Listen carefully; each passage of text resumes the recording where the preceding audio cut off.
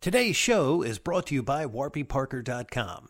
Get a free 5-day home try-on at warbyparkertrial.com/AAA. That's 5 pairs, 5 days, 100% free. Well, we're going to screw this up. Dang on, man. We can do it all. We can. Ben can play goddamn guitar. How you doing? Hey, podcast world. I'm Jeff Bober. And I'm Mick Marcelino. And we're on the... What am I saying? And we're motherfucker. Google Play. Motherfucker. And that's where you'll find us. And as always, we are always... Oh, son of a bitch. Yeah. That should be me. This pen, I swear to God. It won't work then, because I'll be crying with a pen stuck out of my eye. You're right. Here we go. All right with the back of your head. Hey, podcast world. I'm Jeff Bober. And I'm Mick Marcelino of Amps and Axes. That's right. And we've got a cool podcast that talks with guitarists, manufacturers, engineers, and techs. Yeah, so check us out every Saturday on iTunes and Google Play. That's right. And as we're always saying, onward.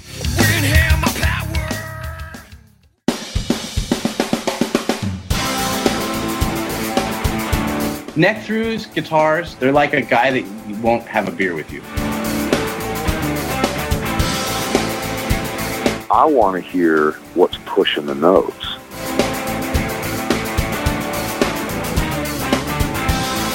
Freddie King and B.B. King, Albert King, and let's not forget Burger King. I don't want to blow my knuckle out. Stainless steel is the work of the devil. These go to 11.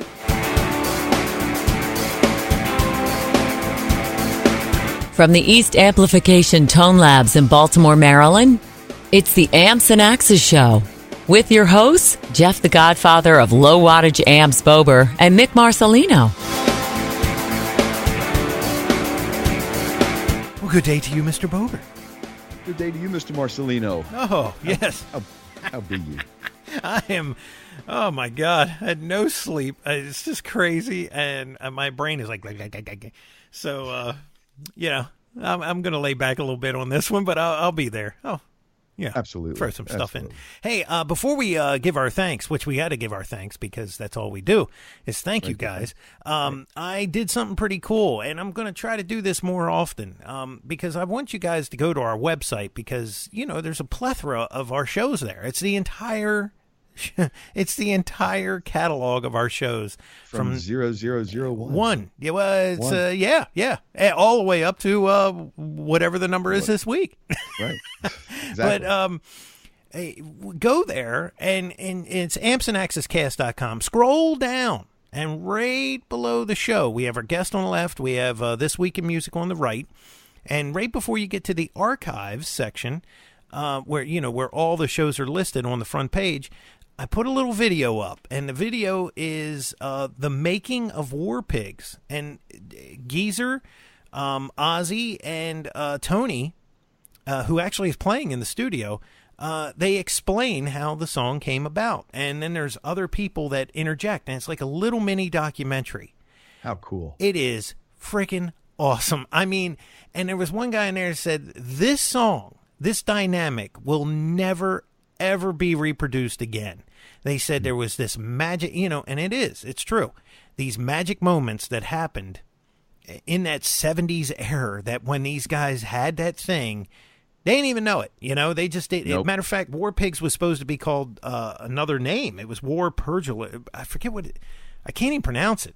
But it was supposed to be more like about Satan and, just kind of that witchcraft stuff, right? Because, they were tending their band that way. Well, the record company said, no way. They said, no. So Geezer, who wrote most of the lyrics for Black Sabbath, he went back and he said, well, look, man, it's warmongers, it's bankers, it's the big corporations sending out the hardworking man to go get killed for this machine that they are, perpetuating down the road. And so that's where War Pigs came from. And it is freaking excellent. So I embedded it on our page.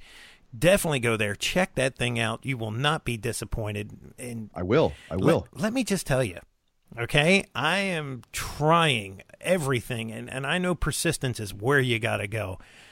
Anybody out there, if anybody has a contact to somebody that contacted somebody else that can get me to Tony Iommi or Geezer Butler, send it my way. Because for sure. I would do somersaults if we could interview those guys, man. I would video that for all our listeners. Because it would not be pretty. Exactly. But anyway, speaking of our listeners, Jeff, thank you so much, guys. There's a whole new thing now on how the stats come down, and I almost peed myself because it went way down. But I know what it is, and it's all good. It's not a bad thing. It's actually a good thing. And we can't thank you guys enough. We can't. That's right. We couldn't do it without you, your friends, your brothers, your Romans, your countrymen. Tell them all. That's right. And make sure, man, that when you tell somebody about the show, actually, when you spread the word around, we need you to spread the word around. Just tell them you heard whatever you hear. You heard it here first. That's right. You did. And we're going to bring you more than likely another first today, unless you're, a person that's indigenous to Long Island. You may know of these guys, but they've been around for a while, and they're doing some cool stuff. They're touring right now, and we're going to take a quick pause for the cause and come back with our guest of the week, guitarist for the band TAUK, Mr. Matt Jalbert. As a special offer to our audiences, warbyparker.com will give you a 5-day home try-on complete with 5 pairs of glasses to choose. Just go to warbyparkertrial.com/AAA to get a free 5-day home try-on. Warby Parker makes buying glasses online easy and risk-free. Their home try-on program allows customers to order 5 pairs of glasses to be shipped directly to them where they can try them on in the comfort of their own home. For every pair of glasses sold, Warby Parker distributes a pair of glasses to someone in need. Warby Parker makes buying glasses fun, easy, and pain-free. Warby Parker keeps their styles highly curated, fashion-forward, and extremely wearable while including high-quality lenses and coatings at no additional cost. Warby Parker makes your experience completely risk-free and free shipping all around. Visit warbyparkertrial.com/AAA to begin your free home trial on experience today. Hi, this is Leo Moracchioli from Frog Leap Studios, and you are listening to Amps and Axes. All right, and we are back as promised with our guest of the week, Mr. Matt Jalbert from the band TAUK. Matt, how are you? I'm great. Excellent. Thanks for taking the time to be on with us. I know you guys are out on tour right now, and we'll get into that. And I'm always happy to see people out on tour making music. It's a wonderful thing. Mm-hmm. But you may or may not be familiar with the show, but what we like to do is take a ride in the Wayback Machine and find out where Mr. Matt Jalbert was born and raised, and what got you into this wonderful world of music, and then eventually how you wound up where you are now. So give us a little history. Yeah, absolutely. I grew up in Long Island. Okay. And spent a couple towns in Long Island that I grew up in. And in terms of getting into music and growing up and all that, going all the way back, I think the first influences on me were definitely my parents, who both listened to a lot of music and had exposed me to it at a very young age. And my mom had me taking violin lessons and just being involved with music in one way or another. And so very early on, that was those are my first memories of just getting into the world. Now were they musicians? My dad used to play the accordion back in the day, but he doesn't have one. I feel like it's one of those things. I need to just get him back on that accordion train or something. That'd be awesome. That's a hard instrument to play. That's what he says, but he's never shown it to me personally. So I'll take his word for it. But you got to be like you got to be like a bagpipe guy and a keyboard player. Yeah, exactly. A lot of buttons on those things. Yeah. Hell yeah, man. So so my mom, I have an older brother, and he took up the violin a little bit more seriously, and just early on, I think I picked up the violin and maybe lasted about a week before I realized it just didn't feel exciting to me. Not that I don't appreciate that instrument now, but I think after that, she was like, okay, what do you want to do? And for some reason, I was like, oh, why don't I try guitar? And started off studying classical stuff, and just something about it felt really fun and exciting, and it stuck with it. Now, you said they exposed you to a lot of music. What kind of music were they listening to? Oh man, my dad just listens to so much stuff. There's music lying around the house, just CDs after CDs, obscure stuff. He'll listen to anything from like Elvis Costello to Bob Marley to classical stuff to, I mean, he really just, he checks out everything. He's just a music lover. So he exposed me, I think when he started seeing what I was taking to at a younger age, definitely helped point me in the direction of some classic rock stuff. And cool. Always kind of had some good suggestions for me. But yeah, I mean, even to this day, it's like I'll get in the car with him or something, and it's stuff that I still haven't even heard of. It's like more hip to what's going on than I am. How cool is that, man? How cool is that? Yeah.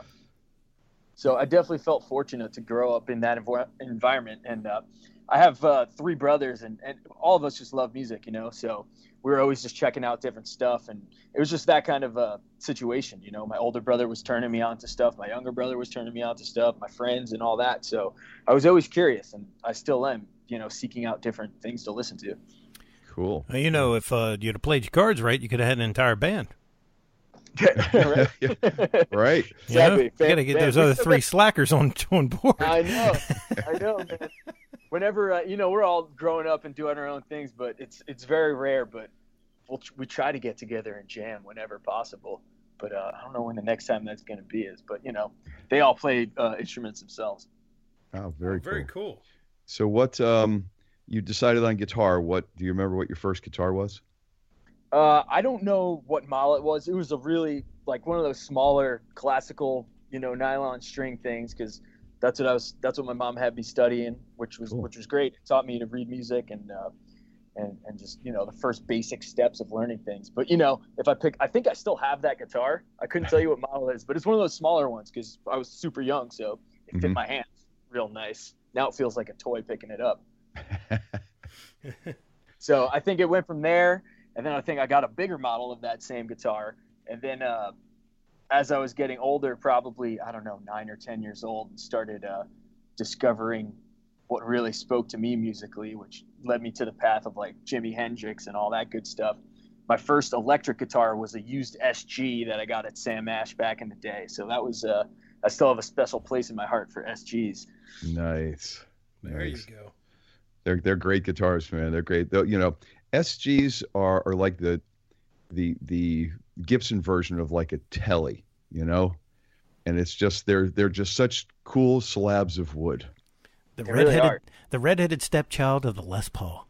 That's true.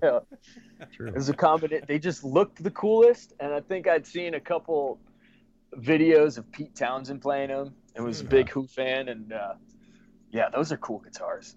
I need to get into one. I'm sure that will happen. So, you know, after you got your, you got your second classical, full-size classical, I guess you probably went from 3/4 to a full-size. Did you start playing with people in the classical vein of things, or did you finally get an electric and head into the rock world? I think when it came to starting to play music with other people, with friends and my brothers and that stuff, it went pretty quickly to straight, you know, mimicking the stuff that I was listening to outside of the classical realm. That always seemed, especially when I was younger, as more of like a school and studious type of thing. And then it was like, oh, cool, let me get my electric and let's go jam. Let's play loud and, you know, just play like what's on the radio and let's play some old stuff. And so from very early on, I was definitely just seeking out friends who played instruments, and, you know, we'd find some common ground on what we listened to and just, you know, figure it out. Very cool.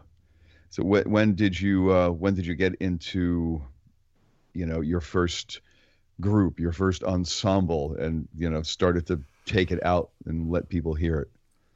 I must have been, man, it must have been in like third grade, fourth grade, around then. I had a good buddy who I used to hang out with all the time, and he played drums.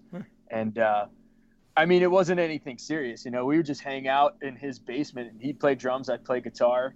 We learned a couple Hendrix songs, and pretty early on we were like, okay, when's the talent show at school and all that stuff. You know, those are the opportunities to shine. So absolutely, I started working the talent show circuit from a young age.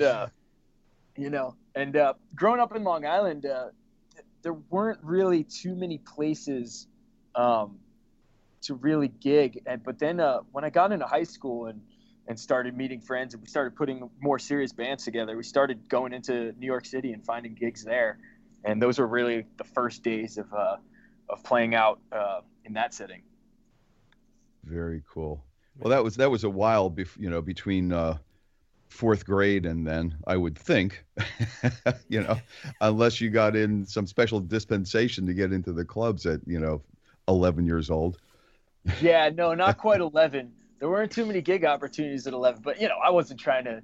At that point, it was just hanging out with friends and jamming in our basements, and that was cool enough. If there were people hanging around and we could play in front of them, then that was exciting too. So that it was just a love of just getting together and playing music. Now, was it the same group of friends that you finally started getting gigs in New York and in the clubs? Was it the same bunch of guys? Yeah. So what's crazy is so from that, just growing up with some different friends, and we'd all just get together and hang out, and people started picking up instruments, and eventually it just continued on. And that's actually in high school where I met I'd known Charlie and AC from actually middle school, and we were hanging out and playing just playing stuff. And it's funny enough, I still play in a band with two of the same guys from growing up with. So we started, having different buddies come in and out of the band, and we started taking it a little bit more seriously and started playing in the city and getting gigs wherever we could. And it just kind of grew and changed over the years, and it kind of molded itself in one way or another. We find ourselves here today, and it's kind of a cool thing to be playing in a band with guys that I've known for years and years. That is pretty awesome. I imagine when you hit the club circuit at first, you were probably doing a bunch of covers, right? Or were you an original band right from the start? Yeah, it was definitely a lot of covers early on. But we were always trying to write music. It was definitely more slow going at first, and we had no idea what we were doing. But I think even myself personally, even when I was doing the classical thing, I was always, picking at the guitar. Cool, let me figure out something that sounds cool to me. And so just writing was always involved from early on. But yeah, when you get together at an early age, it's like, all right, what do we play? You play what's out there, and that kind of leads you down a path. Oh, definitely, for sure. What was your rig like back then, and has it changed much over time? Yeah, if we go way back, it started with the SG, and what was I playing? I think I had a Marshall for a couple years. Man, I don't even remember what I was playing all those years back. But it must have been some Marshalls, because I got some broken Marshall amps sitting in my parents' basement. So I don't know what I did to them or whatever. But so those were definitely involved in some capacity. And I ended up – what was my next guitar? After the SG, I think my dad had taken me into the city to Times Square, where all those awesome shops were that aren't around anymore. It's kind of a sad thing. And there was this cool custom shop. And for some reason, I found this guitar by this guy, Don Grosh, that I really liked. And that was my second guitar. Yeah. And that was a really nice guitar. I don't have it anymore. I ended up getting rid of it. But for a few years, I really loved that thing. And eventually moved onto a Fender. I think I got a Twin. Was when I first got like a big amp. It was a Twin. Wow. So you went from Marshall to Fender. And a Twin, something that doesn't even have overdrive. Generally, most Marshalls, are known for having at least some sort of preamp and overdrive and things like that, except for the very early 4-input ones. But to go from that to a clean 100-watt Twin, either a big change in playing style, or some pedals must have come along with that. Yeah, definitely pedals. I definitely remember my first pedal, that distortion, that Boss distortion. Was it the DD? I forget which one it is. That orange Boss distortion pedal. So it's a DS1, I think. Yeah, isn't DS1. It? Yeah, you're right. Yeah. Yep, Yeah. DS1. That was like my first pedal, and that opened up a whole world to me. That is still growing. But yeah, I think that's kind of what it was just kind of the stuff I was listening to and playing. I always like having a good, clean sound. And when I want to add dirt and stuff, I do that from pedals, and that's still what I do today. Cool. So, yeah, when did it start leaning towards like serious originals, and when you guys decided that, you know, you were going to take this someplace as an original band? I guess there were some name changes involved over the years, right? Or have to be. Yes, there definitely were some name changes. What were some of the first ones? Oh man, I don't even know. I think we were Space Coyote for like one show. That was a thing. We had some other questionable ones. Yeah, and then we eventually landed on TAUK, which kind of just stuck, which comes from Montauk in Long Island, and that happened. That's not where it comes from. Yeah, that is the origin. I remember. Yeah. I remember. Wish I could. Sorry. That's okay. I was going to say, I remember when we had a band, and, you know, we were trying to, you know, changing your name after you've been out for a while is kind of a dangerous thing. You know, Wrathchild America is a prime example of that. You know, they were Wrathchild, and then they had to make it Wrathchild America, and they said that was really what it kind of broke them. And then they actually changed the name of the band to a different name completely, and it was like rewriting the whole thing all over again. And I remember this guy we had in the band, he was a very angry guy, and he didn't like, and he had some issues. And he said, "That's it. We're naming the band Hast, and it's the German word for hate."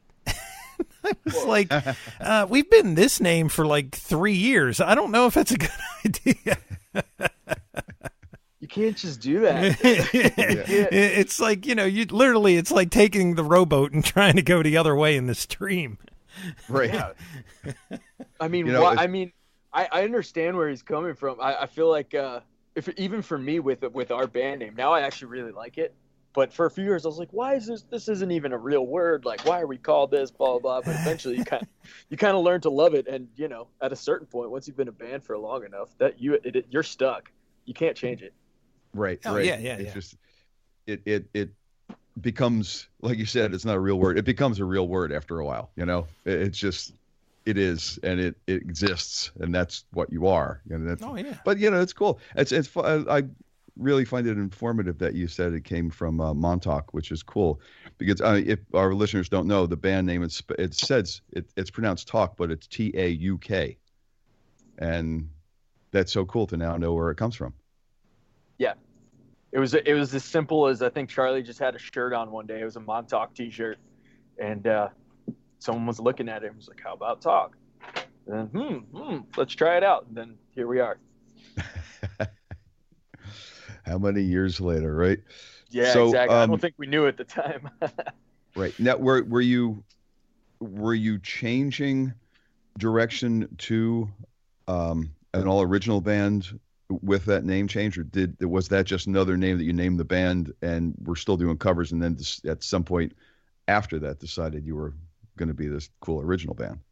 Yeah, you know, we've been playing under that name since high school, but a lot has changed over the years, and you know, we were definitely, I think that was kind of the time when we're starting to go out and gig. We'd play the Bitter End in New York a bunch and just find some spots, and over the year, you know, we were writing music that whole time, and it was kind of exciting because, you know, we'd get some friends to come out to the city and see us play, and we're still super young, but it was something that was like, hey, at a certain point, I think we realized, you know, there's something here that feels pretty special, and eventually we all went off to college and did our own things, but we would always get gigs on the breaks, like during Thanksgiving or stuff like that.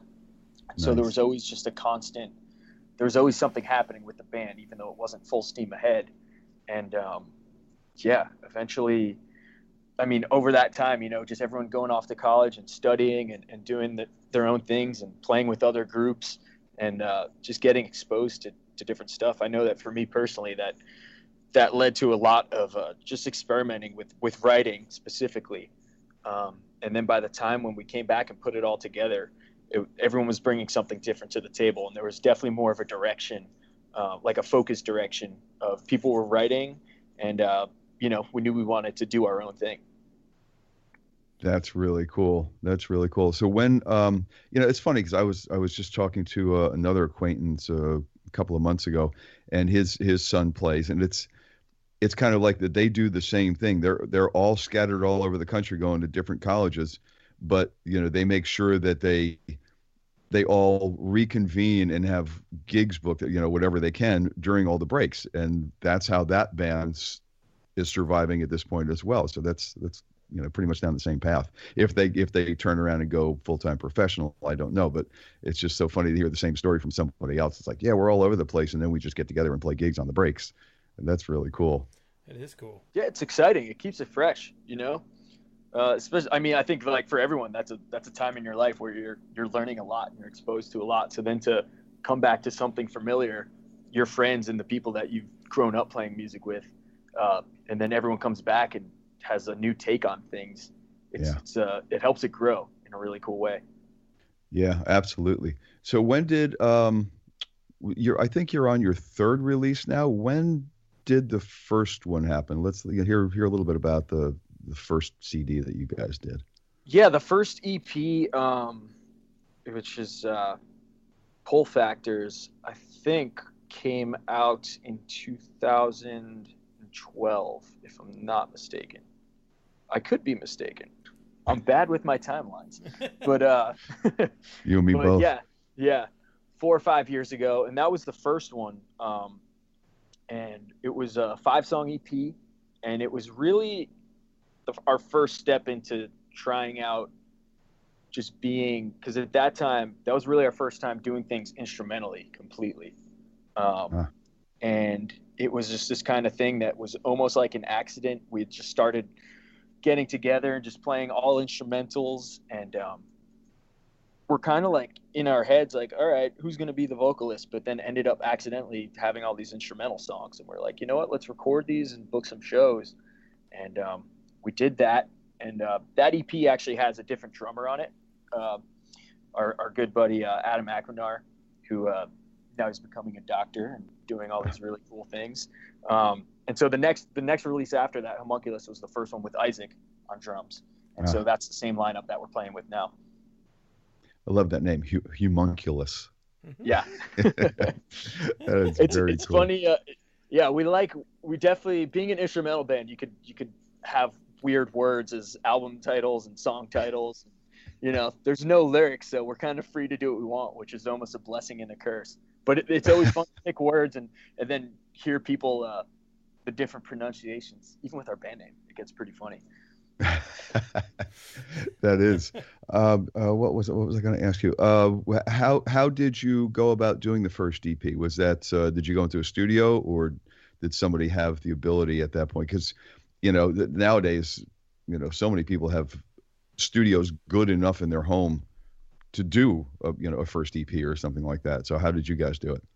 Yeah, we actually worked with our buddy Dave, and he has a place in Pennsylvania, and I can't remember the name of the town actually where we recorded it. It's got to say it somewhere on there. But he's got a really cool spot that's kind of like this big open warehouse kind of vibe. It's a really big room, and it was the kind of thing he knew us and was all on board to have us come in and just kind of get weird. And we went in there, we had some songs, but it was still there was going to be a lot of experimenting going on, and it was great working with him because he just had a lot of energy, and we went late into some nights for sure.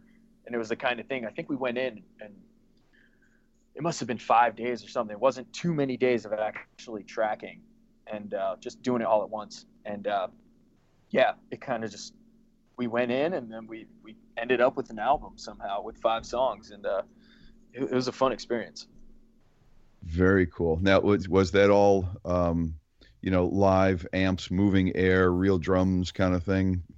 Yeah, a lot of it is. And the way we've been recording too is we're always, at first, when we're laying down tracks, we're all in the same room playing together live.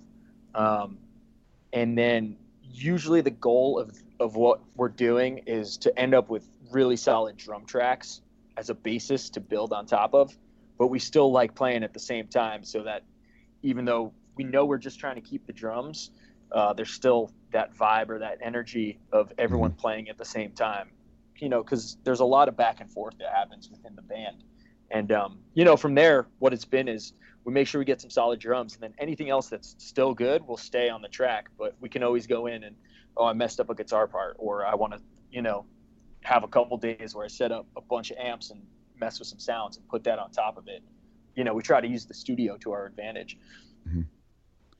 Yeah, no, that's really cool, because that's probably the thing that's responsible for giving it the most real feel, and to decide that that's what you want to keep from the get-go and just work around that. That's really cool. Yeah, I mean, we're definitely, our strong point and what we have the most experience doing is playing live shows. And, we're just used to playing the songs at the same time with each other. I think it'd be very weird to send Isaac in first or something, just playing to a click track without the other instruments happening and being like, well, this is the drum part. When It's like, it's like a lot of, yes, there is a drum part to a certain song, but there's things that happen from take to take that Charlie might play a bass line just slightly differently, and then there's a reaction on the drums, and we want to keep that organic feel. That's very cool. What's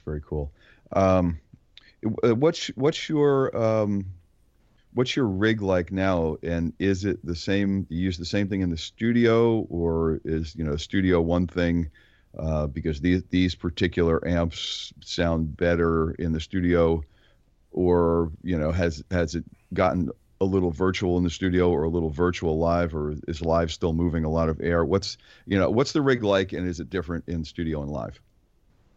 I try to keep it in the studio. It's very similar to what I'm playing live, and then I'll add extra stuff in terms of using different amps for certain sections and everything, but that's mostly just extra beefing up tracks and trying to take things in different directions. But when it comes, like, I'm used to playing out of my rig, which so I have an Eastman guitar, and I'm playing out of Supro, a Royal Reverb right now. And wow. what happened with that was for Homunculus, for recording that album,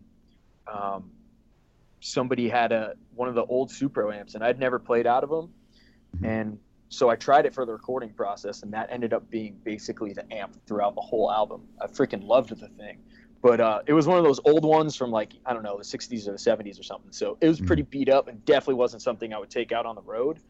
And then I still had my Fender Twin, and then that started to break down on me a little bit. And I was like, you know what, I kind of want to change things up. And right around that time they had just started putting out the new Supros a few years ago. And so I was like, oh, cool, let me check those out. And so that's what I'm with now. Nice.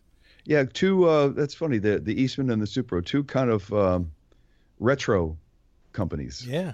Yeah. More or less. That's very cool. So you must really dig like an old school vibe, which is really great. I like that.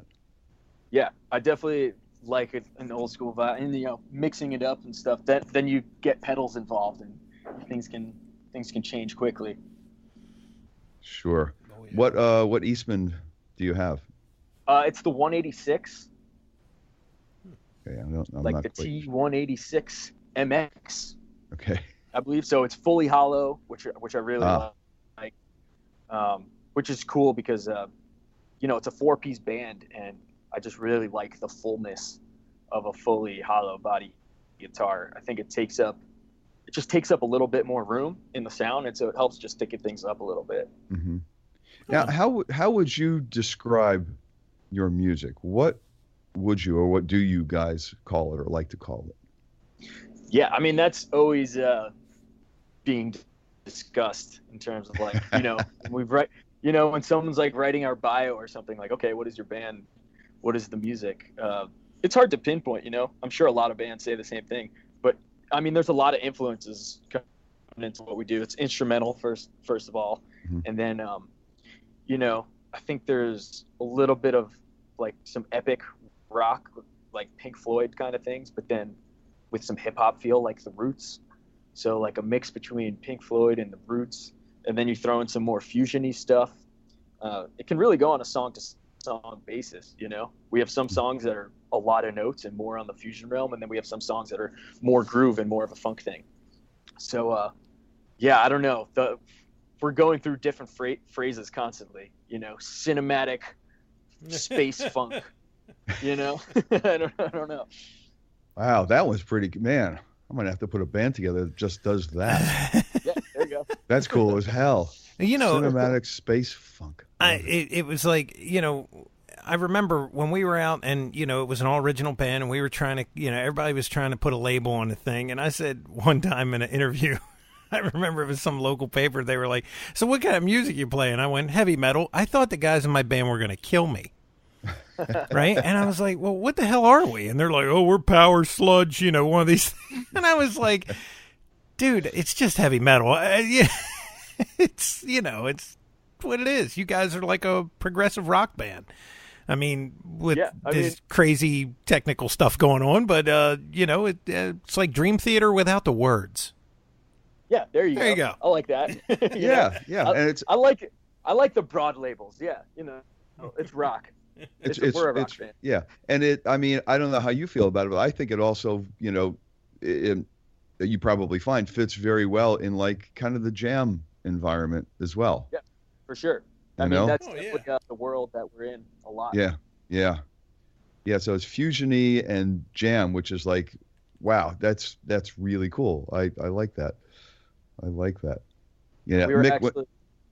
Sorry. We were it's just funny because we were in Syracuse the other day. We were kind of unloading the trailer, getting ready for the show, and some old guy walked by, just curious, and he's like, "Oh, what kind of music is this?" And we're like, "Oh, we're a rock band." And he goes, "Rock and roll doesn't exist anymore," and walked away. So then, who knows? I don't know what we are then. We should better pack up the trailer, boys. Yeah, what are we doing? I guess we don't exist. Yeah.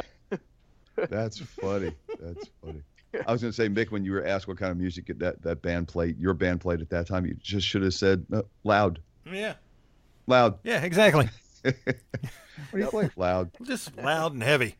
Loud and heavy. So you guys are out now in support of what, your third release? Yeah. I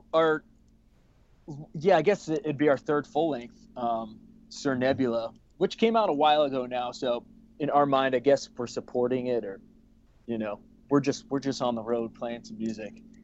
At this point, we're definitely thinking ahead to the next album, whenever that's going to happen. And the tour's really just starting off right now. We had a couple shows last week, and this is the first show this week, and we're out for 6 or 7 weeks after this. Oh, nice. I did see a video. You guys were at the 930 Club in DC. Yeah, great venue. Didn't know of you then, so of course we missed that show. But you're coming back through in November, I think, into our stomping grounds, which is the Baltimore area. Yes. So, yes. At a Soundstage. Yeah, that's right, Soundstage. There you go. Mm-hmm. Yeah. So, I found out about you through my friend Nick, who is actually out with you guys. Yes, Nick is the man. Shout out to Nick Fakori. He's been great to have on the road, man, and he's one of those guys who's been around for a while, so it's fun to pick his brain and hear some stories. I'm sure he's got a few of those. Oh yeah. Nick's a sweetheart. I love him. Yes. Yeah, he's a great guy. So the CD is available everywhere? Yeah, all the typical stuff, iTunes, Spotify, our website. We try to make it easy to find. Very cool. Any plans to do vinyl anytime soon? We actually have this one out on vinyl, and nice. Yeah, and just for this tour, actually, we just put out Homunculus on vinyl because a lot of people were asking for that. So we kind of just went back and got some of the older stuff out there because I listen to a lot of vinyl, and people are always asking about it. So now let me ask you a question. Can you get that on Vinyl Me Please? Is it part of that organization? Can you get it through there? I have never heard of them, so I don't know, but they're one of our sponsors, and I was like, if it's out there, man, you got to go through our link on our show and buy their stuff. See, that's a love right there. You see, well, that's the first place I would check for it. Yeah, so. Yeah, Vinyl Me Please, man. We got the link right there. You click on it, boom, go buy all the vinyl you want. There you go. You should be able to get 2 from TAUK. Yeah.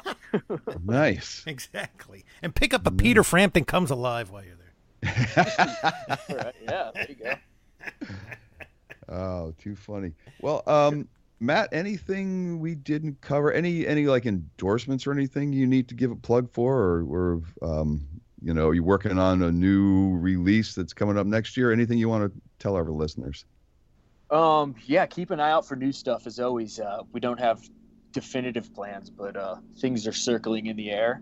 And right now we're just hitting the tour. So, for people who are listening, definitely check out the dates because we're going to be all over the country. Yeah. We just announced today our New Year's plans. We'll be in Atlanta for New Year. Nice. Mm-hmm. Nice. Uh-oh. Matt? I think we lost Matt. That's so weird. I think we lost Matt. I think. Well. Hello, Matt? It appears that he's still there, but I don't think he's still there. Skype has done one of those lovely things to us today. Yes, it has. He just disappeared. Yeah. So, we'll say our formal goodbyes to him if we get him back. Yes. But we'll as always have their link. He disappeared on our page. Yes, right? And that will live in what? Perpetuity. That's right, and that means forever. That's right. For you that don't have a dictionary. So, or illiterate like me. Oh, wow, that was so weird. He was just like, good thing. It was kind of like perfect timing. It was. Yeah. So Skype went, okay, you're done. You're done. Yeah, it's unreal. So there you have the story. Yes. Very cool. So you guys still there? Oh. He's back. Yeah, I know. My Wi-Fi cut out for a second, but I think it just popped back on. So awesome. The day is saved. The day is saved. Now I gotta go back and edit all that bad shit we were just saying about him. Yeah, right. We don't want to hear that. We can't let him hear that. So Jesus. Oh, no, keep it honest. I like the honest. That's what people want to hear. So what was I? Yeah. Endorsements or anything? Yeah, like I said, just Eastman guitars and Supro amps. Definitely check out. That's what I'm using now, and I'm not changing anytime soon. Cool. Very nice. Very nice. Yeah. Well, I guess that's all that we have, man. I wish you much luck on the road and with the tour, and with the not so new but newest release. Very cool that you're doing it on vinyl too. I love that. So just real quick, Jeff, I sent you a picture of what that Eastman looks like. It's got a little 335 thing going on. Oh, yes, and very cool guitars. So he's got the whole just that Larry Carlton thing going on. Jesus Christ. Yeah, there we go. My brain is literally toast. Yeah, I was playing a 335 before the Eastman, so there's definitely a lot of similarity. There you go. A little bit of a longer neck on the Eastman. Really? What's the scale? Yeah. What is the scale? I think it's like a 25. I think it's 25 and a half? I think it's just 25. 25. 25. A quarter inch longer. Is it 24 frets or 22? 22. 22. Well, 25. It will be a little bit of a difference. Yeah, slight. I noticed it. Maybe I'm wrong. That's very cool, though, because I've checked out those Eastmans before, and they're very nice guitars. Yeah. Really nice guitars. So, yeah, very cool, man. Well, good luck with that, and I hope you don't have to change anytime soon. You know, I don't plan on it. Yeah. If it's doing what you want it to do, just keep hammering on it, man. Yep. It only gets better.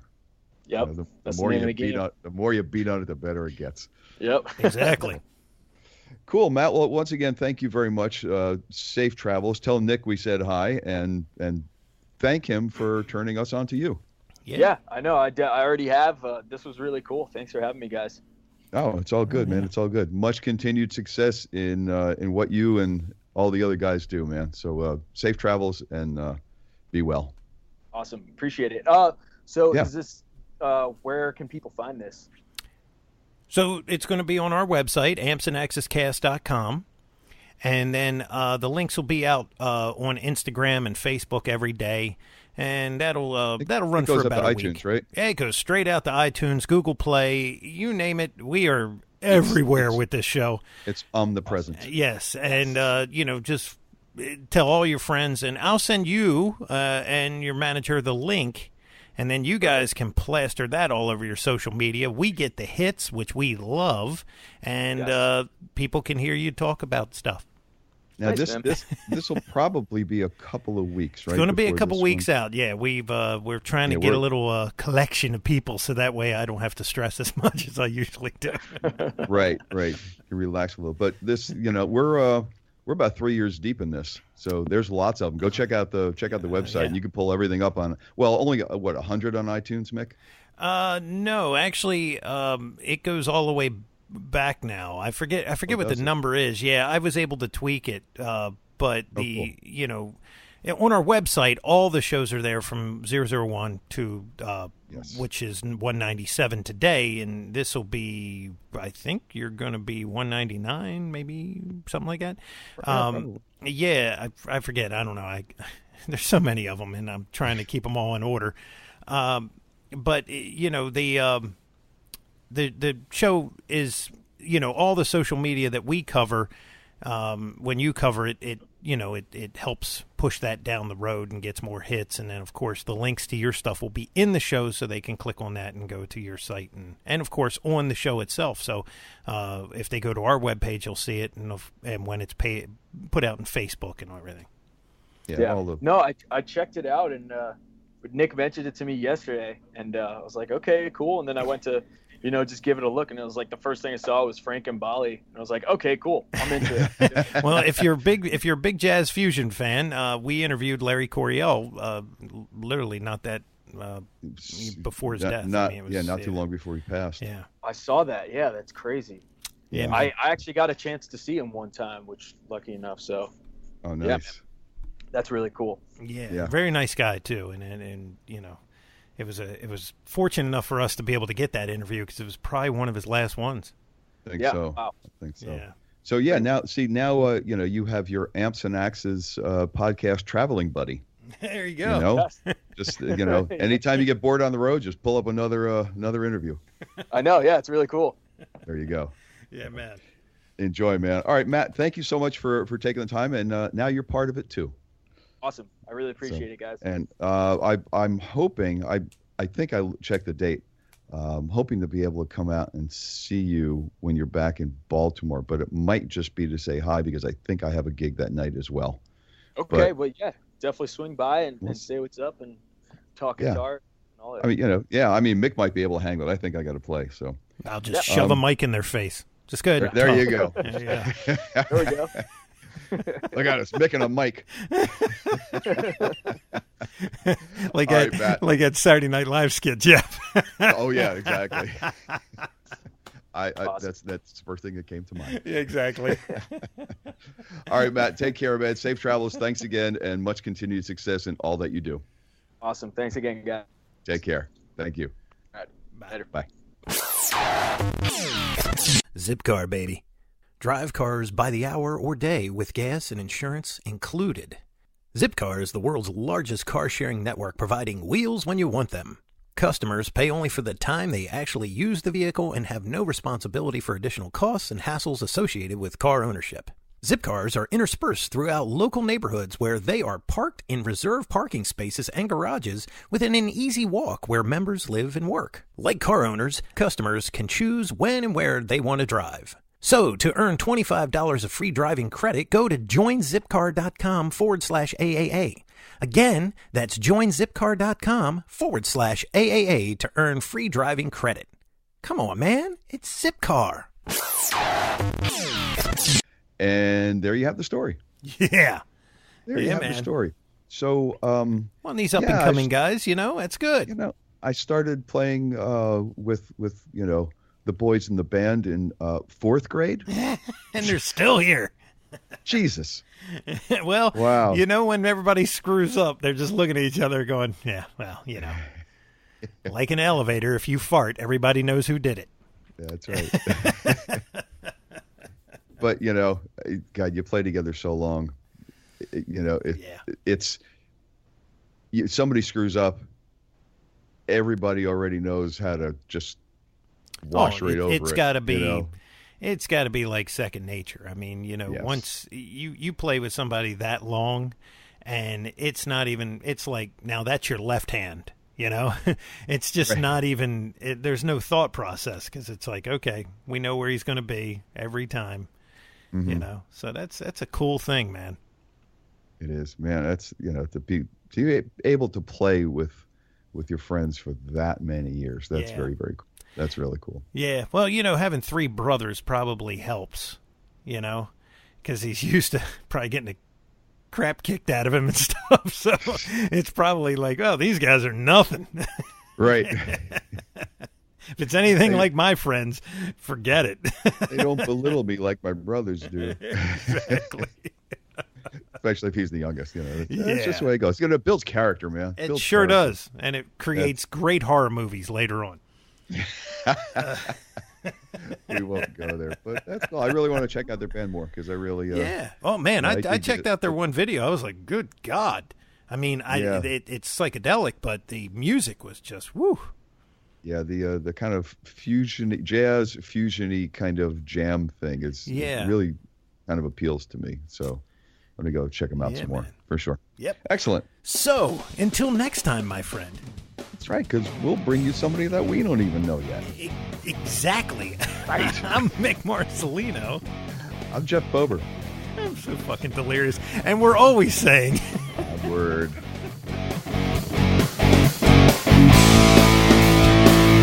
Be sure and follow the show on Twitter @AmpsandAxes. Also, make sure you like the show on Facebook. For news, comments, and everything else, visit the webpage ampsandaxescast.com. Thanks for listening.